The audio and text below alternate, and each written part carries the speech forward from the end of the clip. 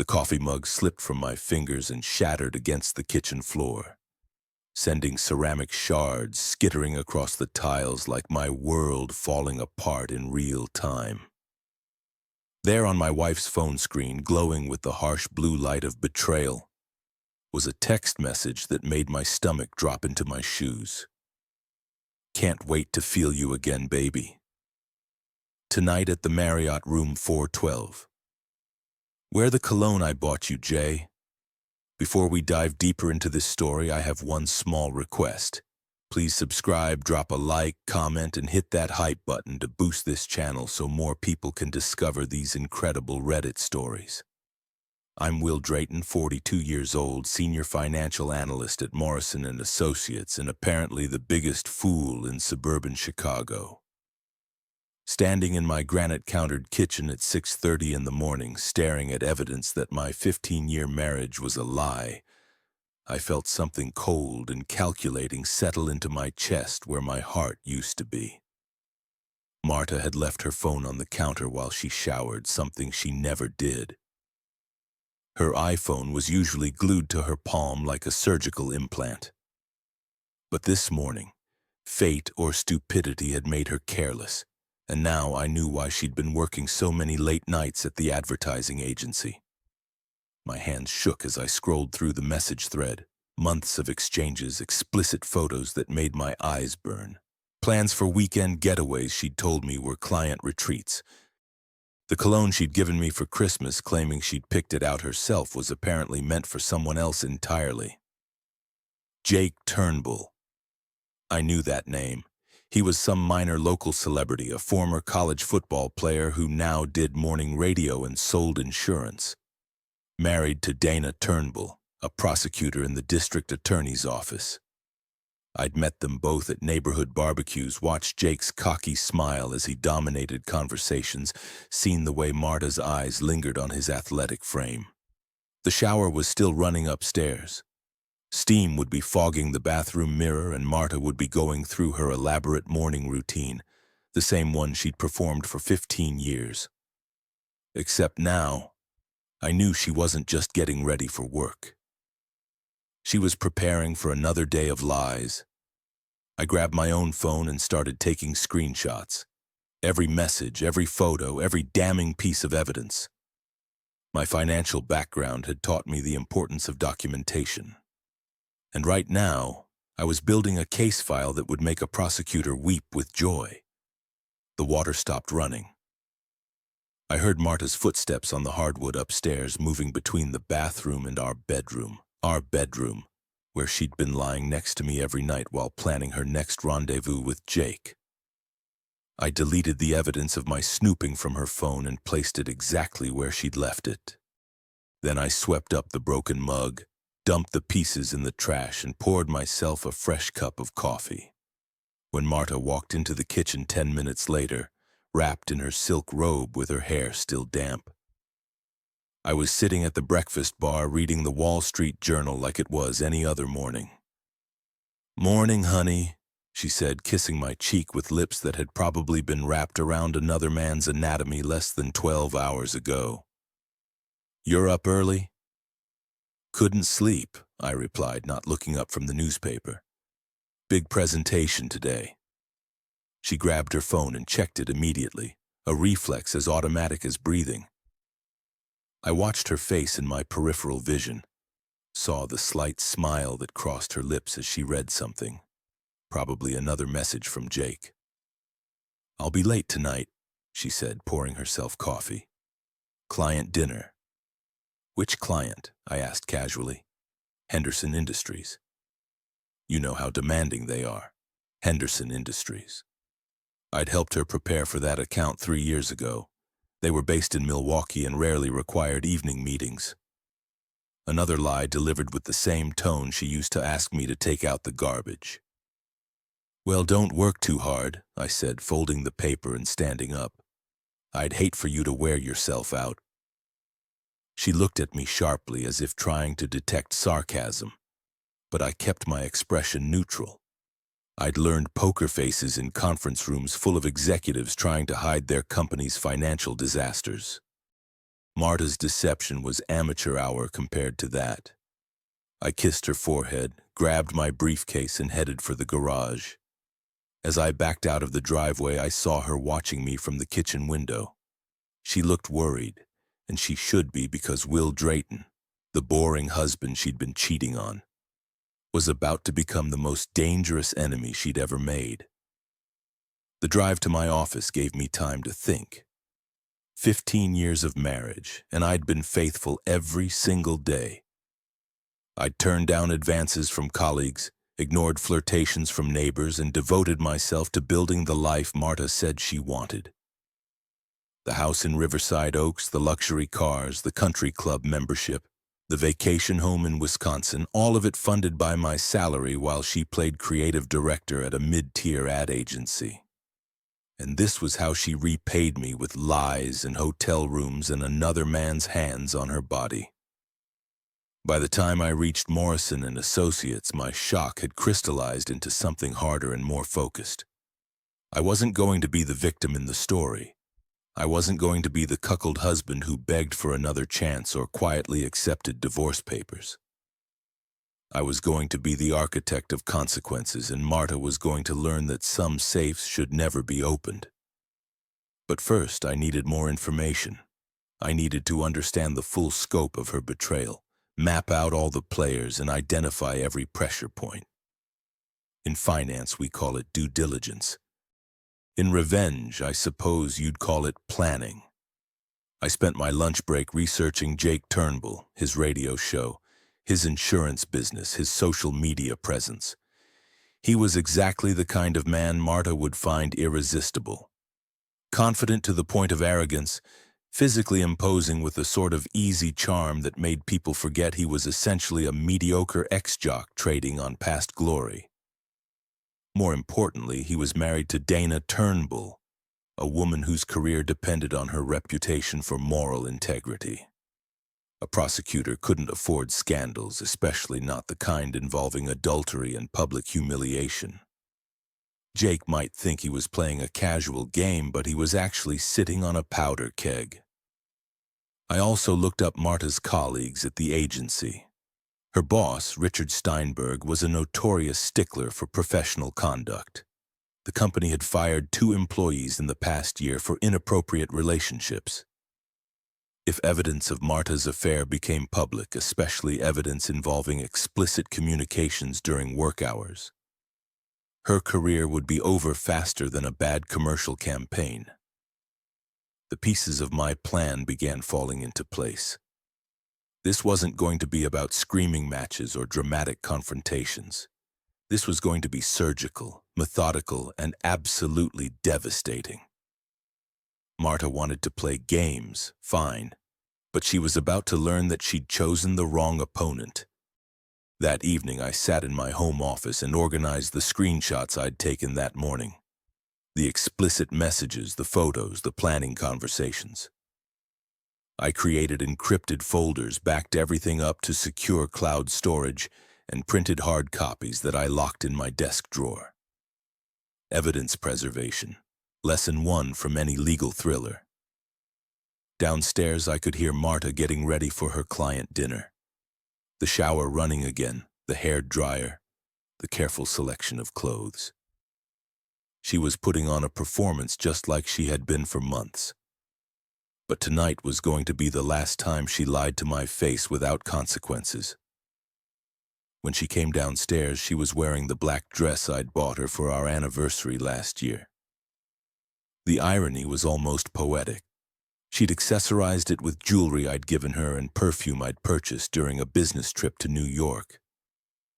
Everything about her appearance was funded by my money and chosen to seduce another man. "How do I look?" she asked, spinning slightly to show off the dress. "Beautiful," I said, and meant it. She was beautiful. That's what made this betrayal cut so deep. "Jake's a lucky man." The words slipped out before I could stop them. Marta froze mid-spin, her face going pale under her carefully applied makeup. "What did you say?" I looked up from my laptop with the most innocent expression I could manage. I said, You're a lucky woman. Henderson Industries is a great account.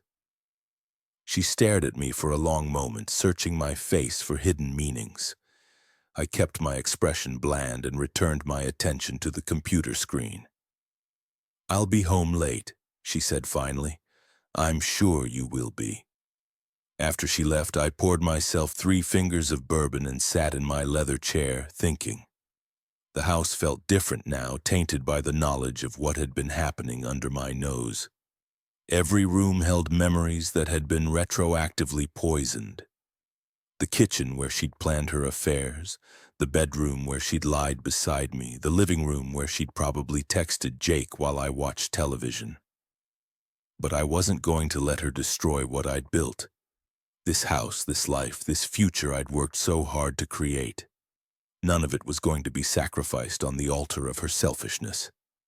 Instead, I was going to make sure she understood exactly what she'd thrown away and exactly what it was going to cost her. My phone buzzed with a text message from Greg Morrison, my best friend and the son of the firm's founding partner. Poker night Friday. You in? I stared at the message for a long moment, then typed back, absolutely, I'm feeling lucky. The next morning, I called in sick to work for the first time in 3 years. I told my assistant I had food poisoning and would be working from home, then settled into my office with a pot of coffee and a legal pad. If I was going to destroy my wife's life, I needed to do it properly. First stop, Rena Kowalski, a private investigator I'd met during a corporate fraud case 2 years ago. She was an ex-Chicago police detective who'd gone private after getting fed up with department politics. Tough as nails, smart as hell, and completely without sentiment when it came to cheating spouses. Her office was in a strip mall between a nail salon and a tax preparation service, which seemed appropriate for someone who dealt in other people's dirty laundry. Rena looked exactly like Central Casting would order for a female PI. 50-some. Graying hair pulled back in a practical ponytail, wearing jeans and a blazer that couldn't quite hide her shoulder holster. Wilt Drayton, she said, standing up to shake my hand. Didn't expect to see you again so soon. What can I do for you?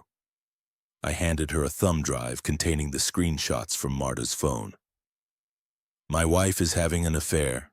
I need documentation. Arena plugged the drive into her computer and spent 10 minutes scrolling through the evidence. Her expression never changed, but I saw her eyebrows rise slightly at some of the more explicit content.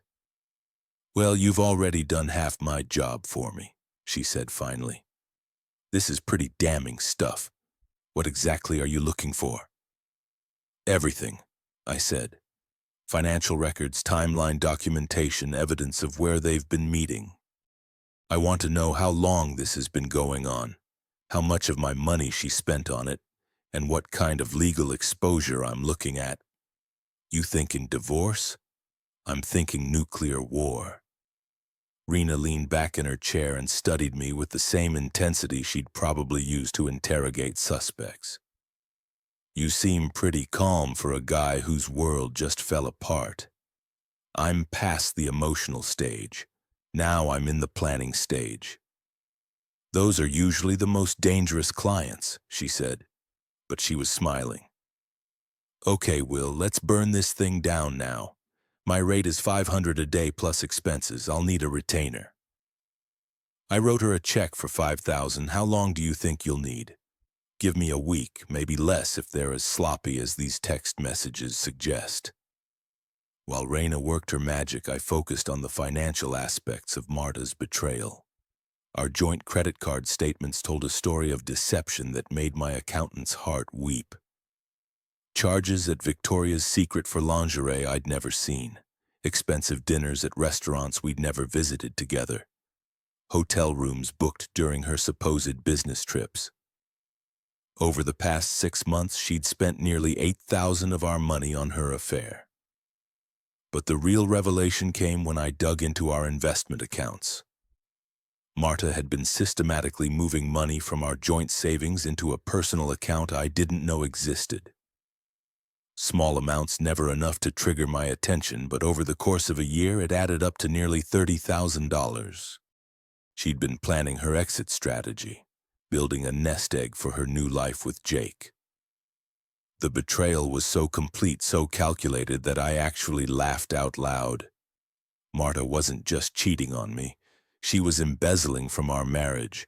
The woman who'd promised to love, honor, and cherish me was systematically looting our shared assets to fund her affair.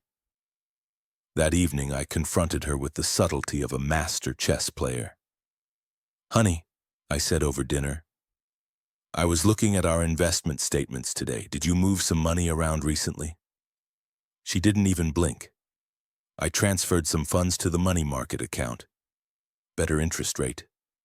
"Which account? I don't see it on our statements." "It's a new account. I haven't added you as a joint holder yet." Another lie delivered with the same casual ease she'd been using for months. I nodded and changed the subject to her day at work, listening to her fabricate stories about clients and campaigns, while I mentally cataloged every deception. After dinner, while she was in the shower, I used her laptop to access her personal email account. The password was our anniversary date, which would have been touching if she weren't using the account to coordinate her infidelity. Her inbox was a treasure trove of evidence, hotel confirmations, restaurant reservations, and exchanges with Jake that made my skin crawl. But the most interesting discovery was an email thread with her sister, Linda, who lived in Portland. Marta had been confiding in her about the affair, describing Jake as her soulmate and me as a financial security blanket. She was ready to discard. Linda had been encouraging the relationship, even offering to let Marta stay with her during the divorce proceedings.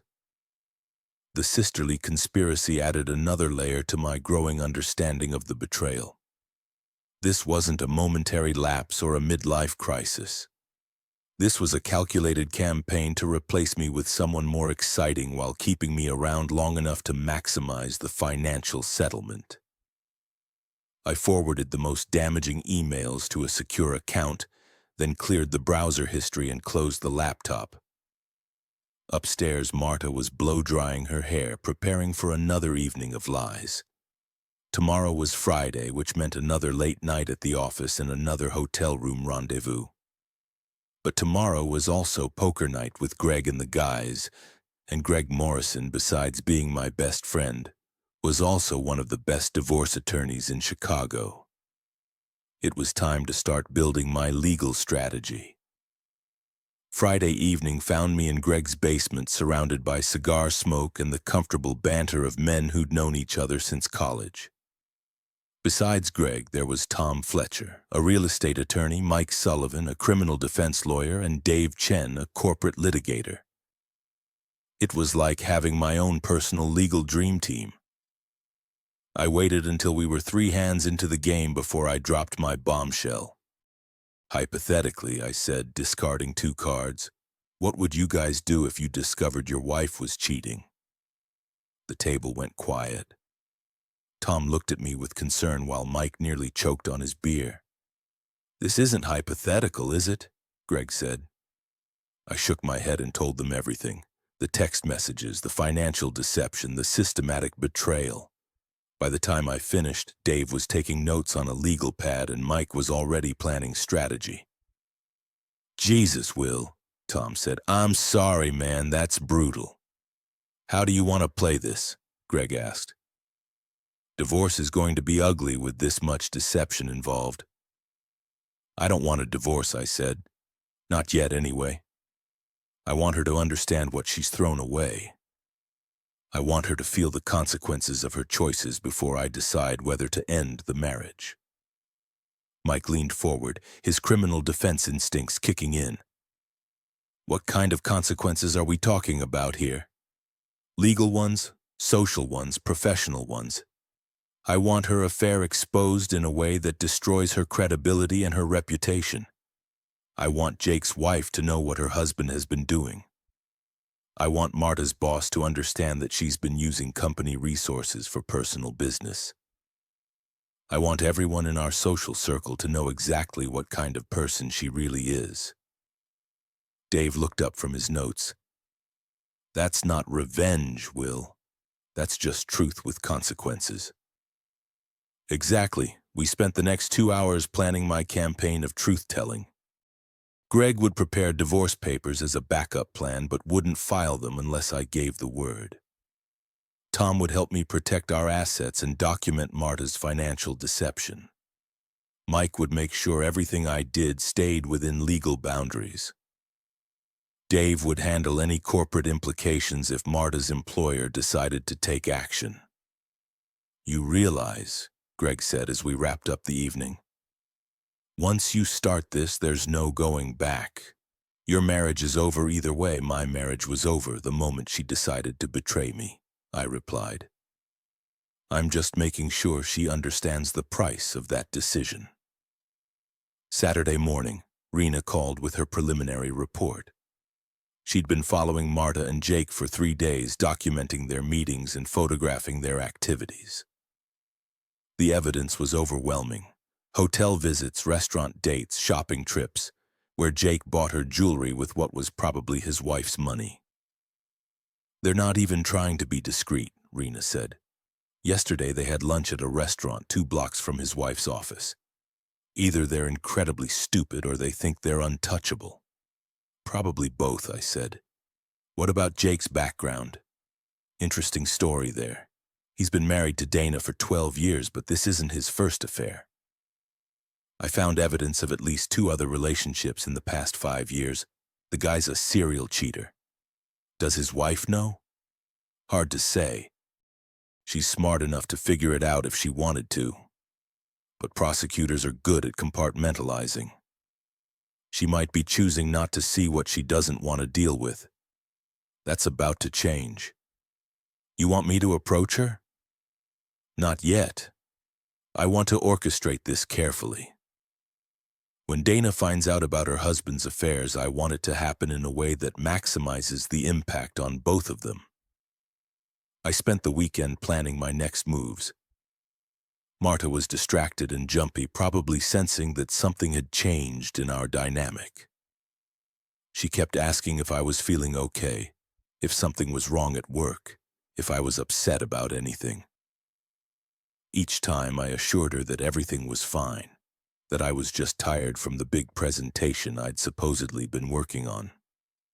Sunday evening, while she was on the phone with her sister Linda, I made my first move. I created an anonymous email account and sent a carefully worded message to Richard Steinberg, Marta's boss at the advertising agency. Mr. Steinberg, I wrote, I thought you should be aware that one of your employees has been using company resources for personal business. Marta Drayton has been conducting an extramarital affair using her company phone and email, meeting her lover during work hours and charging personal expenses to company accounts. I've attached documentation that you may find interesting, a concerned citizen. I attached selected screenshots of Marta's text messages, edited to remove anything too explicit but clear enough to establish the nature of the relationship. I also included copies of credit card receipts showing charges to the company card for restaurants and hotels during times when Marta was supposedly meeting clients. The email was scheduled to be sent Monday morning at 9 a.m., right when Steinberg would be reviewing his correspondence for the week. By the time Marta got to work, her boss would be waiting with questions she couldn't answer. But that was just the opening move. I had bigger plans for Jake Turnbull and his prosecutor wife. Plans that would make Marta's workplace embarrassment look like a gentle warning shot. As I went to bed Sunday night, listening to Marta's steady breathing beside me, I felt a strange sense of peace. For months, I'd been living in a world of lies without knowing it. Now, finally, I was going to restore the balance. Truth was about to make a comeback in a very big way. Monday morning arrived with the kind of gray, drizzling weather that matched my mood perfectly.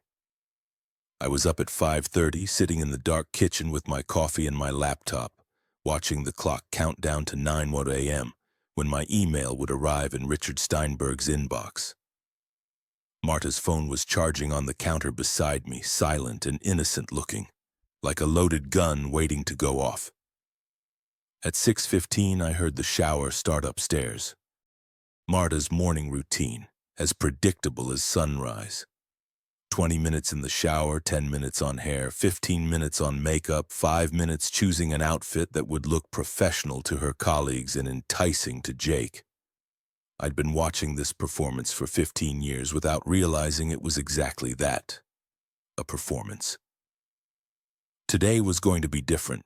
Today the performance was going to end. At 6:40, the shower stopped. I closed my laptop and sat back in my chair, letting the darkness of the kitchen wrap around me like armor. This was it. The moment I'd been planning since I discovered her betrayal, the moment when Marta Drayton learned that her husband wasn't the passive, trusting fool she'd taken him for.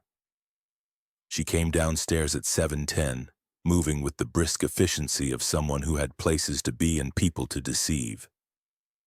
She was wearing the navy blue suit I'd bought her for Christmas, paired with the pearl necklace that had been my grandmother's. Even her betrayal was accessorized with my gifts. She flicked on the kitchen lights and stopped when she saw me sitting at the breakfast bar. "Jesus, Will, you scared me. What are you doing sitting in the dark?" "Thinking," I said calmly. "We need to talk." Something in my tone made her freeze. She looked at me more carefully, probably noticing for the first time that I was fully dressed at 7 hours in the morning, that my laptop was closed in front of me, that I was holding her phone in my hand. "Is that my phone?" she asked. "Yes, it is, along with some very interesting reading material." The color drained from her face. She reached for the phone, but I pulled it back. "Trip's canceled," I said. "What trip?" "I don't know what you're talking about." "Room 412 at the Marriott, tonight at 8. Jake's going to be very disappointed when you don't show up." Marta's knees buckled slightly and she grabbed the edge of the counter for support. "Will, I can explain. No need to explain. It's all very clear. 6 months of hotel rooms, restaurant dates, and shopping trips. All paid for with our money, of course. Jake's not just getting my wife, he's getting her at my expense." She started to speak, but I held up my hand. "I'm not finished. Sit down." "I don't want to sit down. I want my phone back. And I want to know what gives you the right to sit down, Marta." There was something in my voice that made her obey. She pulled out the chair across from me and sat down heavily, her hands shaking. "Here's what's going to happen," I said, placing her phone on the counter between us. "You're going to give me the passwords to all your accounts, email, social media, banking, everything. You're going to hand over your laptop and you're going to lift up your dress." "What?" "You heard me. Lift up your dress. I want to see what you're wearing underneath. I have a feeling it's not the cotton underwear you usually put on for work." "I'm not going to." "You are. Or I'm going to forward every single text message, every photo, and every email to Richard Steinberg right now. I'm also going to send them to the Chicago Tribune's gossip columnist, your mother, and every person in your contact list. Your choice." Marta's face crumpled. Tears started streaming down her carefully applied makeup, leaving dark tracks on her cheeks, but she stood up and slowly lifted the hem of her dress. Red lace, a matching set that I'd never seen before, probably purchased with our joint credit card for Jake's viewing pleasure. "Very nice," I said, taking a photo with my own phone. "Jake has expensive taste. Too bad he won't be seeing it tonight." "Please, Will. I know how this looks, but I know how it looks too. It looks like my wife has been sleeping with another man for 6 months while lying to my face every single day." My voice was still calm, conversational even, which seemed to scare her more than shouting would have. "It's not what you think. It's not just physical. Jake and I, we have a connection. We understand each other in ways that you and I never have." "A connection? How romantic. Does his wife know about this connection?" Marta's eyes widened. You can't tell Dana. She's a prosecutor. It would ruin Jake's life. That's the idea. I opened my laptop and showed her the screen. It was an email draft addressed to Dana Turnbull at the district attorney's office with attachments containing every piece of evidence I'd gathered about her husband's affair. One click, I said, and Dana gets to see exactly what kind of man she married, along with photographic evidence and a complete timeline of his activities. I imagine that would be very embarrassing for a prosecutor whose career depends on her reputation for moral integrity. You wouldn't. Try me. Marta stared at the screen, then at me. What do you want? I want you to understand what you've thrown away. I want you to feel the consequences of your choices, and I want you to know that your life as you've known it is over. I clicked send on the email to Dana, then opened another draft. That was your lover's wife. This one goes to your boss. Screenshots of your text messages, documentation of your hotel visits during work hours, and copies of the receipts showing you've been charging personal expenses to the company credit card. Richard will fire me. Yes, he will. Probably today. I sent that email too, then opened a third draft. And this one goes to your mother. All those photos you've been sending to Jake, along with some of his more colorful responses.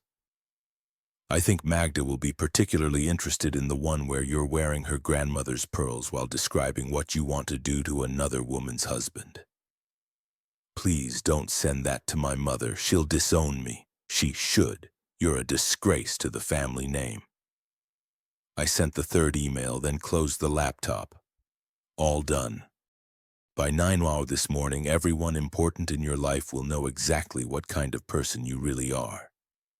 Marta collapsed into her chair, sobbing uncontrollably. Why are you doing this to me? I'm not doing anything to you. I'm just sharing the truth. You did this to yourself the moment you decided to betray our marriage. I never meant for it to happen. It just did. This wasn't an accident. You've been systematically lying to me for months. You've been stealing money from our joint accounts. You've been planning your exit strategy while pretending to be my loving wife. This was calculated, deliberate, and cruel. I stood up and walked around the table to where she was sitting. She flinched as I approached, but I just placed my hands on the back of her chair and leaned down to whisper in her ear. But here's the thing, Marta. I'm not done yet. This is just the beginning. By the time I'm finished, you're going to wish you'd never met Jake Turnbull. You're going to wish you'd never betrayed me. And you're going to understand that there are consequences for destroying someone who loved you. I straightened up and walked back to my side of the table. Now you have two choices. You can go upstairs, pack a bag, and leave this house forever. Or you can stay, play the role of the repentant wife, and hope that someday I might consider forgiving you. But either way, your affair is over. Jake's life is about to become very complicated, and yours is about to become a living hell. What if I choose to leave? Then you leave with nothing but the clothes on your back. I'll freeze all our joint accounts, file for divorce on grounds of adultery, and make sure you don't get a penny of my money in the settlement. You can go live with your sister Linda in Portland and start over with whatever Jake is willing to give you, assuming his wife doesn't take him for everything he's worth in their divorce. And if you stay, you follow my rules. You go where I tell you to go. Do what I tell you to do and say what I tell you to say. You become the perfect wife, at least in public, and maybe eventually I'll decide whether our marriage is worth saving. Marta looked at me with a mixture of fear and hatred that was almost satisfying. You're enjoying this? Yes, I am. For 6 months you've been enjoying yourself at my expense. Now it's my turn. She wiped her eyes with the back of her hand, smearing her mascara even more. I'll stay. Good choice. Now go upstairs and fix your makeup. You're going to work today and you're going to face whatever Richard Steinberg has to say to you. You're going to apologize, beg for your job, and accept whatever consequences he decides to impose. And tonight, You're going to come home and tell me exactly how it went." She stood up slowly like an old woman. "What about Jake?" "Jake is no longer your concern. You're going to text him right now and tell him the affair is over. You're never going to see him again, speak to him again, or think about him again. He's about to have much bigger problems than losing his married girlfriend." I handed her the phone. She took it with trembling fingers and typed out a message. "It's over. Don't contact me again. My husband knows everything." "Send it," I said. She hesitated for a moment, then pressed send. A few seconds later, the phone buzzed with Jake's response. "What are you talking about?" I took the phone back and typed a reply. "This is Will Drayton, Marta's husband. Your wife will be receiving some interesting emails this morning. I suggest you lawyer up." Jake's response came back immediately. "You bastard." I showed the message to Marta, then deleted the entire conversation thread, and that's the last time you'll ever hear from your soulmate. Now go get ready for work. You have a very interesting day ahead of you. She walked toward the stairs like she was heading to her own execution. At the bottom step, she turned back to me. "I did love you, Will. I still do." "No, you don't. You loved the security I provided and the lifestyle I made possible, but you never loved me enough to stay faithful, and you never respected me enough to be honest. That's not love, Marta. That's just convenience." She started to respond, but I held up my hand. "Go to work. Face the consequences, and remember, this is just day one. Things are going to get much worse before they get better." As she disappeared upstairs, I poured myself another cup of coffee and opened my laptop. I had emails to send, phone calls to make, and a reputation to destroy. Jake Turnbull was about to learn that stealing another man's wife came with a price tag he couldn't afford. And Marta was about to discover that betraying someone who loved her was the biggest mistake of her life. The kitchen was quiet again, but it felt different now. The lies had been exposed, the truth had been spoken, and the consequences were in motion. For the first time in months, I felt like I was in control of my own life. It was going to be a very interesting day. By 10:30 that morning, my phone was ringing off the hook. The first call came from Richard Steinberg himself, Marta's boss at the advertising agency. His voice was tight with barely controlled anger. "Mr. Drayton, I need to speak with you about your wife's employment situation." "I figured you might," I said calmly. "I assume you received my email." "I did. And I have to say this is one of the most disturbing situations I've encountered in 20 years of running this company. Using company resources for personal affairs, charging personal expenses to corporate accounts, conducting inappropriate relationships during work hours. It's grounds for immediate termination. I understand completely. What do you need from me?" "Documentation. If we're going to fire her for cause, I need everything you can provide. Text messages, receipts, timeline evidence. Our legal department wants to make sure we're covered in case she tries to claim wrongful termination." I spent the next hour on the phone with Steinberg and his lawyers, walking them through the evidence I'd gathered. By the end of the conversation, Marta's career in advertising was effectively over. Word would spread through the industry within days, and no reputable agency would hire someone who'd been fired for conducting affairs on company time. The second call came from Dana Turnbull.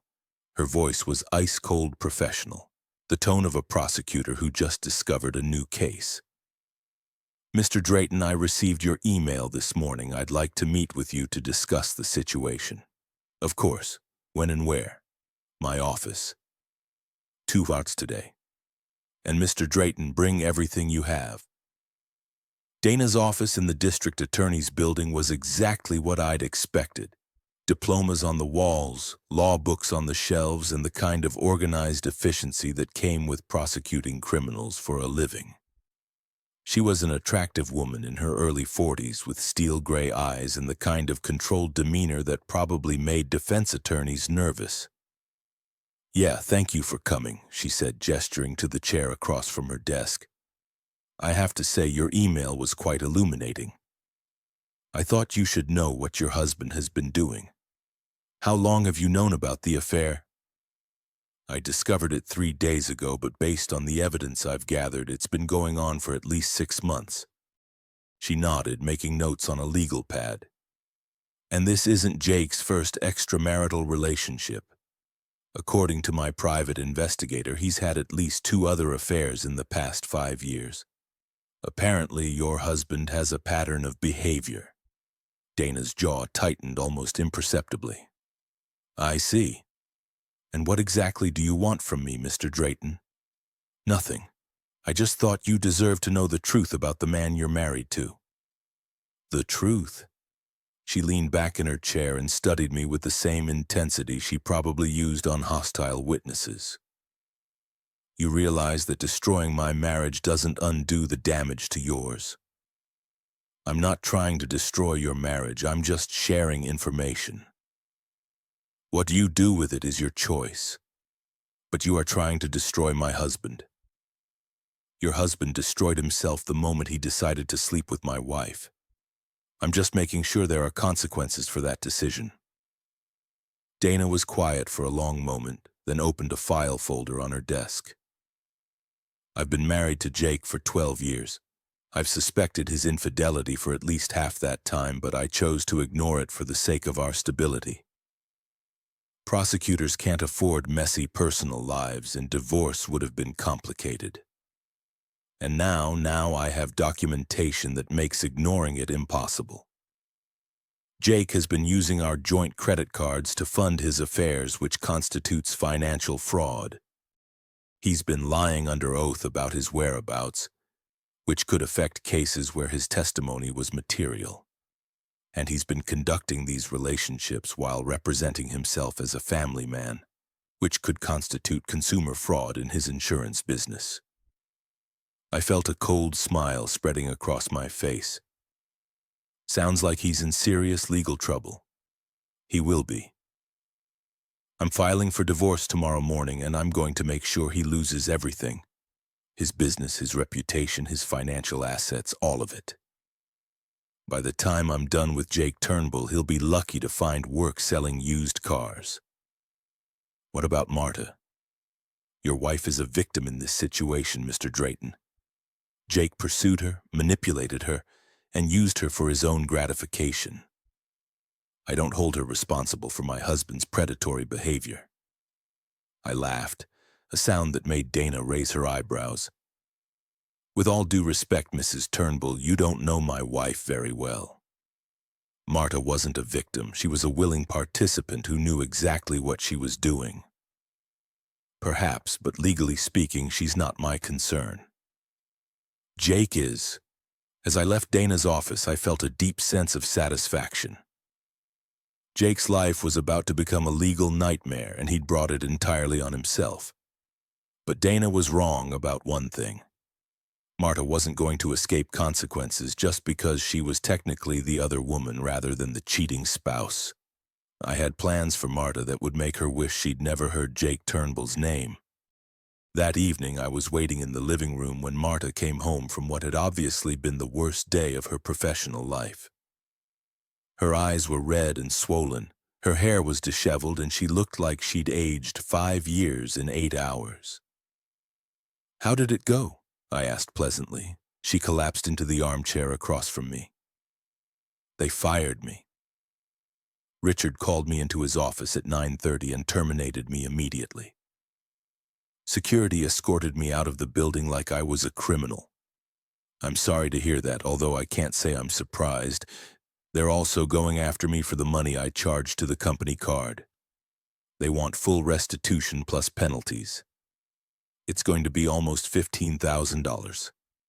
That's unfortunate. I hope you have that much in your personal account." She looked at me with desperation. "You know I don't. Will, please. I know I made mistakes, but I can't pay that back without help. They're threatening to file criminal charges if I don't pay within 30 days. Then you'd better start looking for a new job quickly. Who's going to hire me? Richard is telling everyone in the industry what happened. I'm blacklisted. I shrugged. That's not my problem anymore. You made these choices, Marta. Now you get to live with the consequences. She started crying again, the kind of desperate sobs that came from someone whose world was collapsing in real time.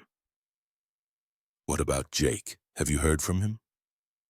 No, but I imagine he's having an interesting conversation with his wife right about now. Dana seemed very motivated to make sure he pays for his infidelity. You told his wife. I told his wife everything. Text messages, photos, timeline, financial records, the complete package. She's filing for divorce tomorrow and pursuing criminal fraud charges. Jake's about to lose his business, his house, and his reputation. Congratulations, Marta. You picked a real winner. The color drained from her face.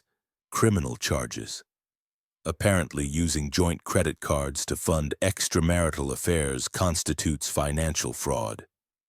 Who knew? And since Jake's been lying about his activities under oath in various legal proceedings, he's also looking at perjury charges. Dana's a very thorough prosecutor. Marta buried her face in her hands. This is a nightmare. No, this is justice. You and Jake thought you could betray your spouses without consequences. You were wrong. I stood up and walked over to where she was sitting. But here's the thing, Marta. Jake's problems are just beginning, and so are yours, because tomorrow I'm going to start phase 2 of your education in consequences. She looked up at me with red, swollen eyes. What's phase 2? Social destruction. Everyone in our neighborhood, everyone at the country club, everyone in our social circle is going to know exactly what kind of person you are. By the time I'm done, you won't be able to show your face anywhere in this city without people whispering about what you did. Will, please, I get it. I understand that I hurt you, but this has gone far enough. Can't we try to work things out? Can't we go to counseling or something? I laughed, the same cold sound I'd made in Dana's office. Counseling? You want to go to counseling? After 6 months of systematic betrayal, financial theft, and pathological lying, you think a few therapy sessions are going to fix this? I'm willing to try anything. I love you, Will. I know I have a terrible way of showing it, but I do love you. You love my money. You love the security I provide. You love the lifestyle I've made possible, but you don't love me, Marta. If you loved me, you never would have done this. I walked back to my chair and sat down. Here's what's going to happen. Tomorrow morning, you're going to start looking for any job you can find. Retail, food service, cleaning offices, whatever will pay you enough to cover your share of the household expenses and start paying back the money you stole from your employer. My share of the expenses. Did you think I was going to keep supporting you after what you've done? You're going to pay for your own food, your own clothes, your own gas, and half of the household bills. You're also going to pay me back the $8,000 you spent on your affair plus interest. I can't afford all of that on a minimum wage job. Then you'd better find 2 minimum wage jobs or 3. I really don't care how you manage it as long as you manage it. She stared at me with a mixture of shock and growing understanding. You're not going to divorce me, not yet. Divorce would be too easy for you. You'd get half of our assets, spousal support, and the chance to start over somewhere else. I'm not going to reward your betrayal with a financial settlement. Then what do you want? I want you to understand what you threw away. I want you to experience the consequences of your choices, and I want you to spend every day for the foreseeable future regretting what you did to our marriage. I stood up and headed for the stairs. Oh, and Marta, tomorrow morning I'm having the locks changed on the house. You'll get 1 key, and if you lose it or make copies, you'll be sleeping in your car. I'm also having a security system installed with cameras in every room except the bathrooms. I want to make sure you're not tempted to do anything else stupid. You're going to spy on me in my own home. This isn't your home anymore. This is my home where you're living as a guest. And guests follow the rules or they get asked to leave. As I climbed the stairs, I could hear her crying behind me. But I felt no sympathy, no regret, no impulse to comfort her. Marta had made her choices, and now she was going to live with them. Tomorrow would bring new humiliations, new consequences, and new reminders of what her betrayal had cost her. And I was going to enjoy every minute of it. After all, revenge was supposed to be satisfying, and so far it was exceeding my expectations. 3 weeks later, Marta was working double shifts at a discount clothing store in a strip mall 20 miles from our neighborhood. The commute in her 10-year-old Honda Civic took an hour each way, and she was making barely enough money to cover her share of the expenses I'd imposed on her. The woman who'd once managed million-dollar advertising campaigns was now folding clearance dresses for $12 an hour. But that was just the financial component of her punishment. The social destruction had been far more comprehensive and infinitely more satisfying. It started with our neighbor Sharon Kellerman, the self-appointed queen of Riverside Oaks gossip. I'd invited her over for coffee and with apparent reluctance shared the difficult situation I was dealing with regarding Marta's infidelity. Sharon's eyes had lit up like Christmas morning as I provided carefully edited details about the affair, the financial deception, and Marta's termination from her job. "I had no idea," Sharon said, though her tone suggested she was delighted to finally have confirmation of what she'd probably suspected for months. "Poor Will. How are you holding up?" "It's been challenging," I said with exactly the right amount of wounded dignity. "I'm trying to decide whether the marriage can be salvaged, but the betrayal runs so deep." Within 24 hours, every person in our social circle knew about Marta's affair. The story grew in the telling, as gossip always does, until Marta was being portrayed as a predatory homewrecker who'd seduced an innocent married man and stolen thousands of dollars from her employer to fund lavish shopping sprees. The country club was the most brutal venue for Marta's social execution. When she accompanied me to the monthly dinner dance thinking that maintaining appearances might help her situation, she was met with a wall of cold stares and whispered conversations that stopped when she approached. Women who'd been her friends for years suddenly had urgent business elsewhere when she tried to join their conversations. The final blow came when Margaret Peaton, the club president's wife, approached our table during dinner. "Marta, dear," she said with the kind of false sweetness that preceded social assassination, "I wanted to let you know that the membership committee has decided to suspend your volunteer privileges pending resolution of your situation. We simply can't have someone with questionable moral character representing the club at charity events." Marta's face went white. "Margaret, I think there's been a misunderstanding." "Oh, I don't think there's any misunderstanding at all. We've heard quite detailed accounts of your behavior, and frankly, it's not the kind of example we want to set for the younger members." After Margaret walked away, Marta turned to me with tears in her eyes. "Did you know this was going to happen?" "I had a feeling it might," I said, cutting my steak with deliberate precision.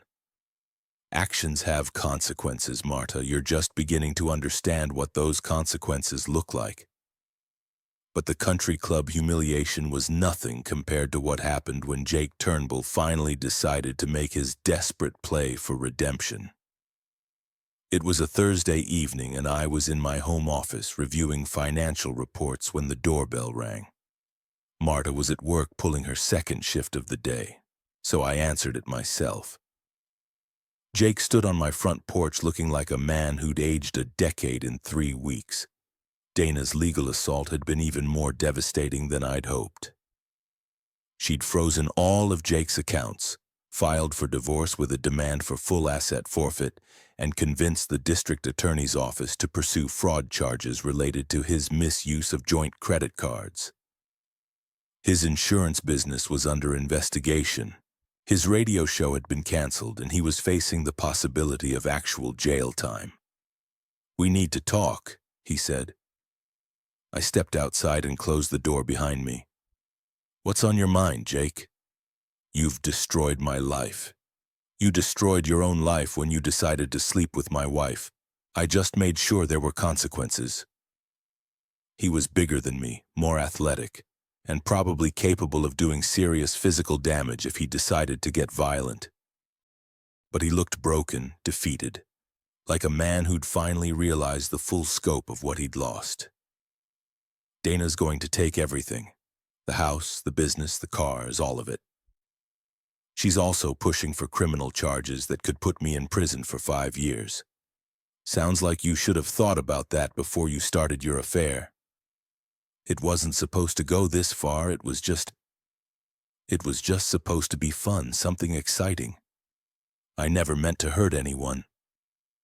I laughed, the same cold sound that had become my signature response to expressions of regret from the people who betrayed me. "You never meant to hurt anyone? What did you think was going to happen, Jake?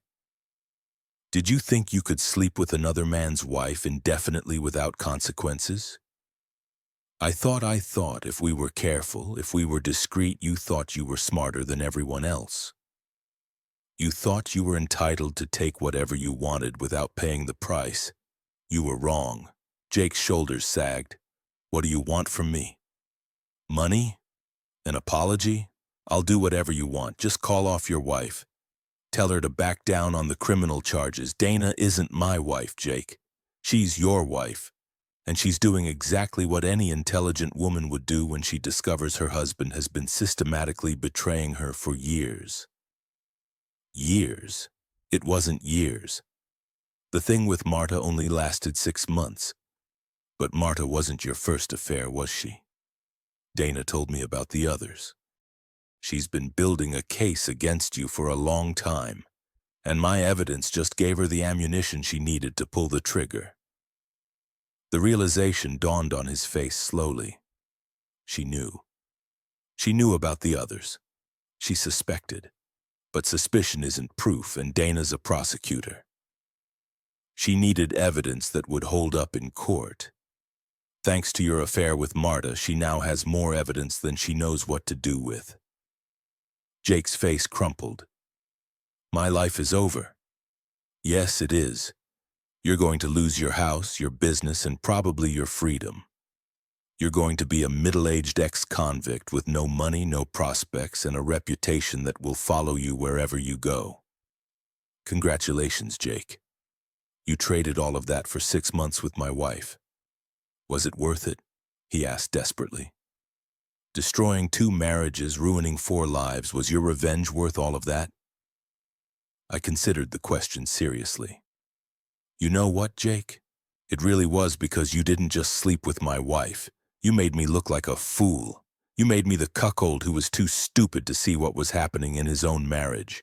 You took something that belonged to me and used it for your own gratification.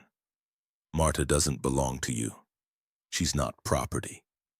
No, she's not property, but she was my wife, and that meant something. It meant loyalty, fidelity, and respect. You helped her violate all of those commitments, and now you're both going to pay the price." Jake turned to leave, then stopped and looked back at me. "What about Marta? What's going to happen to her?" "Marta's going to spend the next few years learning what it means to live without the security and comfort I provided. She's going to work minimum wage jobs, live paycheck to paycheck, and be reminded every single day of what her betrayal cost her. And then maybe if she's learned her lesson and if I decide she suffered enough, I might consider forgiving her. Or I might decide that some betrayals are unforgivable and file for divorce. I haven't made up my mind yet. You're a cold bastard, Will." "No, Jake. I'm just a man who refuses to be victimized without consequences. You and Marta thought you could betray me and walk away unscathed. You were wrong." After Jake left, I went back inside and poured myself a bourbon. The house was quiet. peaceful in a way it hadn't been since I discovered Marta's affair. For the first time in months, I felt like I was in complete control of my life and my circumstances. An hour later, Marta came home from her evening shift, exhausted and defeated. She looked at me sitting in my leather chair with my drink and my newspaper, and I saw something like hatred flash in her eyes. "Jake came by," I said without looking up from the financial section. She froze in the doorway. What did he want? To beg me to call off Dana's legal assault. Apparently, he's finally realized that actions have consequences. What did you tell him?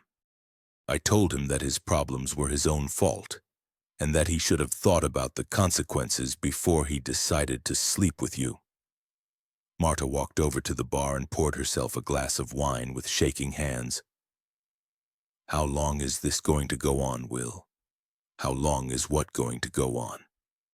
This, the punishment, the humiliation, the constant reminders of what I did. How long before you either forgive me or divorce me? I folded my newspaper and looked at her directly. That depends entirely on you, Marta. When I'm satisfied that you understand the full scope of what you threw away, and when I'm convinced that you've learned your lesson, then I'll make a decision about our future. And how will you know when that happens? I'll know. She drank her wine in silence for several minutes, then sat down the glass and looked at me with something approaching her old defiance. You know what, Will? You're right. I did betray you. I did lie to you. I did steal money from our joint accounts and spend it on another man. I did all of those things, and I deserve to be punished for them. Yes, you do. But you know what else? You're enjoying this too much. You're taking too much pleasure in my suffering. That's not justice, Will, that's cruelty.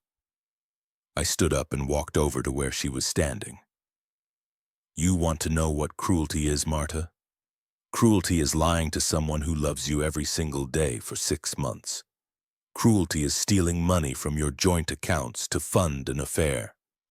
Cruelty is making your husband look like a fool while you laugh about it with your lover. I never laughed about you with Jake. I read your text messages, remember? I saw what you said about me, about our marriage, about how boring and predictable I was compared to your exciting new boyfriend.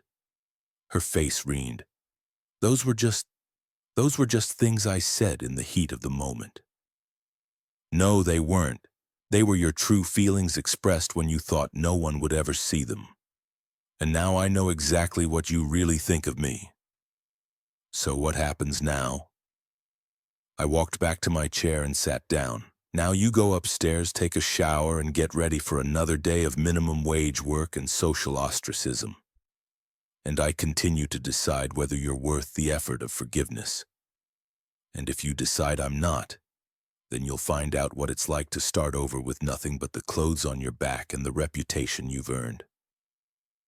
Marta stared at me for a long moment, then turned and headed for the stairs. At the bottom step, she paused and looked back. I did love you, Will. Despite everything, I did love you. No, Marta. You loved what I could give you. You loved the security, the comfort, the lifestyle, but you never loved me enough to be faithful, and you never respected me enough to be honest. That's not love. That's just selfishness with better marketing. As she disappeared upstairs, I returned to my newspaper and my bourbon. Outside, it was starting to rain. The kind of steady downpour that would wash the streets clean and leave everything looking fresh and new in the morning. Tomorrow would bring new challenges, new decisions, and new opportunities to remind Marta of the price of betrayal. But tonight I was content to sit in my chair, in my house, surrounded by the life I'd built and the control I'd reclaimed. Jake Turnbull was facing criminal charges and financial ruin. Marta was working retail jobs and living as a social pariah, and I was exactly where I belonged, in complete control of the consequences of their betrayal. It had been a very satisfying few weeks, and I had a feeling the best was yet to come. 6 months after the kitchen confrontation that changed everything. I sat in my lawyer's office reviewing the final divorce papers. Greg Morrison looked across his mahogany desk at me with the expression of someone who'd watched his best friend navigate the most methodical destruction of a marriage he'd ever witnessed. "Are you sure about this, Will?" he asked. "After everything you've put her through, Marta might actually have learned her lesson. She's been working 2 jobs, paying you back, and she hasn't so much as looked at another man." "She's learned not to get caught," I corrected. "That's not the same thing as learning her lesson." The truth was more complicated than I was willing to admit to Greg. Over the past 6 months, I'd watched Marta transform from the entitled, deceptive woman who'd betrayed our marriage into someone who understood the value of hard work and the cost of betrayal. She'd paid back every penny she'd stolen from me and her former employer. She'd endured the social ostracism with a dignity I hadn't expected, and she'd never once complained about the consequences I'd imposed on her. But every time I looked at her, I saw the woman who'd lied to my face for 6 months while planning her exit strategy. Every time she spoke, I heard the voice that had whispered sweet lies to another man. Every time she touched me, I felt the hands that had betrayed our marriage vows. Some betrayals, I'd learned, were simply unforgivable. "The papers are ready," Greg said. "No-fault divorce, equal division of assets. She'll get half of everything plus spousal support for 3 years. She'll get exactly what the law requires and not a penny more. Will, she's been through hell, don't you think? She put herself through hell when she decided to cheat on me. I just made sure she understood the consequences." Greg signed the papers and slid them across the desk. "You've changed. You know, this whole experience has made you harder. No, Greg, this experience has made me smarter. I spent 15 years trusting someone who didn't deserve it. I won't make that mistake again." That evening, I found Marta in the kitchen preparing dinner after her shift at the department store. She'd lost weight over the past 6 months, and there were lines around her eyes that hadn't been there before. The woman who'd once spent hundreds of dollars on salon treatments and designer clothes was now shopping at thrift stores and cutting her own hair. "We need to talk," I said, placing the divorce papers on the counter. She looked at them for a long moment, then nodded. "I've been expecting this." "Have you?" "You've had your revenge, Will. You've made me pay for what I did in every way possible. I didn't think you'd want to stay married to someone you despise. I don't despise you, Marta. I despise what you did. There's a difference." She sat down at the kitchen table, the same table where I'd confronted her 6 months ago. "What happens now? Now you sign the papers and we both move on with our lives. You'll get half of our assets, which should be enough to start over somewhere else. I'd recommend Portland. Your sister Linda is still willing to take you in, and no one there knows about your affair. What about you? What will you do?" "I'll sell this house and buy something smaller. Maybe travel for a while. I've got some vacation time saved up." She picked up the divorce papers and flipped through them slowly. "Equal division of assets. That's more generous than I expected. It's what the law requires. Nothing more, nothing less. Will, I know you'll probably never believe this, but I am sorry. Not just sorry I got caught, but sorry for what I did to you, to us, to our marriage. You didn't deserve any of it." I sat down across from her, studying her face for signs of deception, but all I saw was exhaustion and genuine regret. "Why, Marta? After 15 years, why did you throw it all away?" She was quiet for a long time, staring at her hands. I felt invisible, like I was just going through the motions of being your wife without actually living. Jake made me feel alive again, made me feel desirable and exciting. I know that's not an excuse, but it's the truth. You could have talked to me. We could have gone to counseling, taken a vacation, done something to reconnect. Instead, you chose to betray me. I know. And I'll regret that choice for the rest of my life. She signed the papers with steady hands, then slid them back across the table. There, it's done. It was done 6 months ago, Marta. This is just making it official. We sat in silence for several minutes. 15 years of marriage reduced to a stack of legal documents and a kitchen table conversation. I heard about Jake, she said finally. Jake Turnbull's downfall had been even more spectacular than I'd hoped. Dana's legal assault had destroyed him financially and professionally. He'd been convicted of fraud and sentenced to 18 months in federal prison. His insurance business had been liquidated to pay his debts, and he'd lost his house, his cars, and his reputation. The last I'd heard, he was working in a prison kitchen and would be eligible for parole in 6 months. What about him? Dana divorced him and took everything. He's in federal prison, and when he gets out, he'll have nothing. No money, no business, no prospects. His life is completely ruined. Yes, it is. Was it worth it destroying him so completely? I considered the question. Jake made a choice when he decided to pursue you. He knew you were married, knew he was married, and knew that affairs have consequences.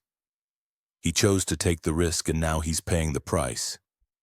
But don't you feel any sympathy for him? Any regret about what happened? No, I don't.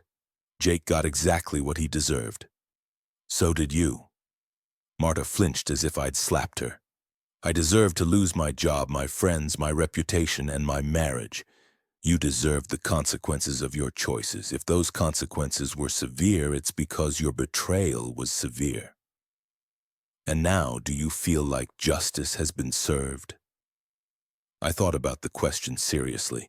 Over the past 6 months, I'd watched both Marta and Jake pay the price for their betrayal. Jake had lost everything and was sitting in a federal prison. Marta had lost her career, her social standing, and now her marriage. Their affair had cost them both more than they'd ever imagined possible. Yes, I said finally, justice has been served.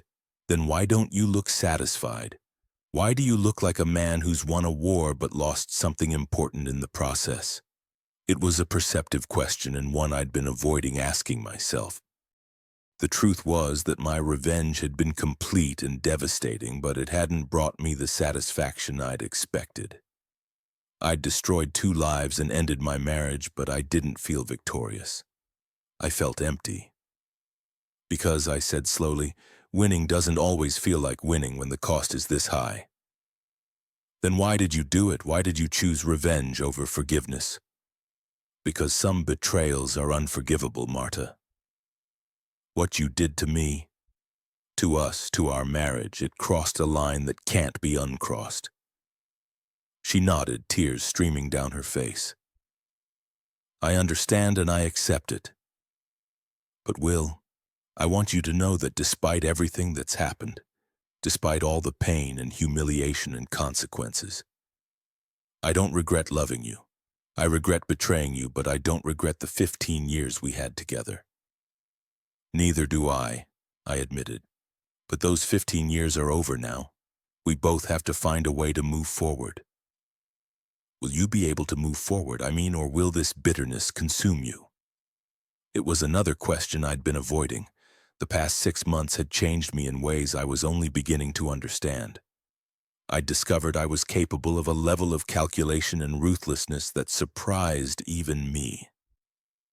I'd systematically destroyed 2 lives without losing a moment's sleep. That kind of behavior left marks on a person's soul. I don't know, I said honestly. I guess I'll find out. Marta stood up and walked around the table to where I was sitting. For a moment, I thought she was going to try to kiss me or make some final plea for reconciliation. Instead, she placed her hand on my shoulder and squeezed gently. I hope you find peace, Will. I hope you find someone who deserves your loyalty and never makes you question it. And I hope someday you can forgive me, even if you can never forget what I did. Then she walked upstairs to pack her belongings, leaving me alone in the kitchen where everything had started 6 months ago. 2 hours later, she came back downstairs with 2 suitcases and her purse. She'd left her wedding ring on the counter next to the divorce papers. I'll send someone for the rest of my things next week, she said. Where will you go? Portland, like you suggested.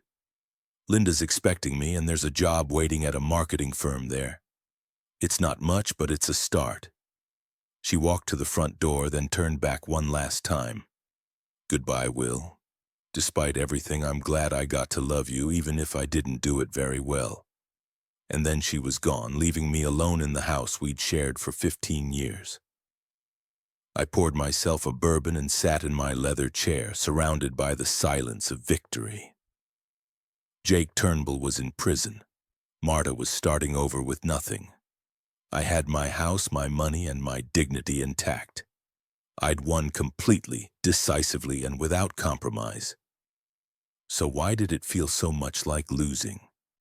Outside, it was starting to rain again, and I realized that for the first time in 6 months, I had no idea what came next. My revenge was complete. My marriage was over, and my future was a blank slate. I raised my glass in a silent toast to the empty house and the hollow victory I'd fought so hard to achieve. Some safes should never be opened, I said to the silence. But then again, some people shouldn't have locked them in the first.